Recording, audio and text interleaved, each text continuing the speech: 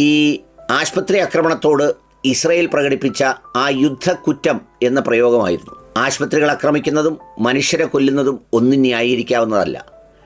യുദ്ധത്തിന് പോലും അതിൻ്റേതായ നീതിയുണ്ട്, യുദ്ധനീതിയുണ്ട്. കുഞ്ഞുങ്ങളെ, വൃദ്ധരെ, വൃക്ഷങ്ങളെ എന്നൊക്കെ പറഞ്ഞ് ചില സംഗതികൾ പ്രവാചകൻ അന്നത്തെ കാലത്ത് 6-ാം നൂറ്റാണ്ടിൽ പോലും ലോകത്തോട് വിളിച്ചു പറഞ്ഞിട്ടുണ്ട്.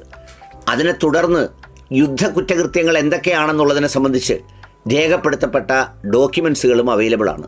ഏതായാലും അതുമായി ബന്ധപ്പെട്ട വിഷയത്തിൽ ഈ ടെലവീവിലെ ഒരു ആശുപത്രി കെട്ടിടം തകർക്കുകയും മനുഷ്യർക്ക് പരിക്കേൽക്കുകയും ചെയ്തതിലാണ് യുദ്ധക്കുറ്റം എന്ന പ്രഖ്യാപനം വന്നത്.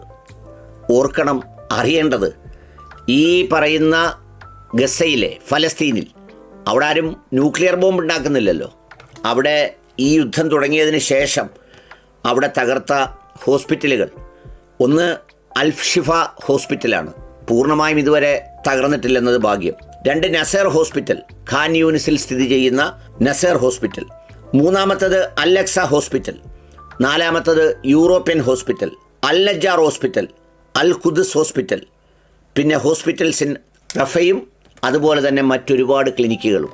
ഒരു ചെറിയ രാജ്യത്തെ, ഒരു പട്ടിണി രാജ്യത്തെ, വർഷങ്ങളായി കെടുതികൾ അനുഭവിക്കുന്ന ഒരു രാജ്യത്തെ, വർഷങ്ങളായി അടയ്ക്കപ്പെട്ട ജയിൽ പോലെ തുടരുന്നൊരു രാജ്യത്തെ തകർക്കപ്പെട്ട ഹോസ്പിറ്റലുകളുടെ പേരുകളാണ് ഞാൻ വായിച്ചത്. ഇതാറ് തകർക്കുന്നതിന് ഇതൊന്ന് തകർക്കണമെന്നല്ല പറഞ്ഞത്. ഒന്ന് തകർക്കുമ്പോൾ യുദ്ധക്കുറ്റകൃത്യം എന്ന് പറയുമ്പോൾ അതിൻ്റെ ചുവട് പിടിച്ച് പ്രതികരിക്കുന്ന ആളുകൾ ഇതുകൂടി കേൾക്കണമെന്ന് മാത്രമേ ഉദ്ദേശിച്ചുള്ളൂ. നീതി എന്ന് പറയുന്നത് ഈ ഭൂമിയിലെ ഒരു അടിസ്ഥാനപരമായ ധർമ്മമേ അല്ല.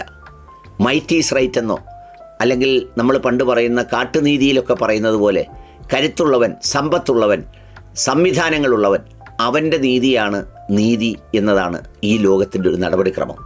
അതുകൊണ്ടാണ് ഇതല്ലാത്തൊരു ലോകം വേണം നീതി നടപ്പിലാകാൻ എന്ന് പ്രതീക്ഷിക്കുന്നതും ആഗ്രഹിക്കുന്നതും അതിന് കാത്തിരിക്കുന്നതും.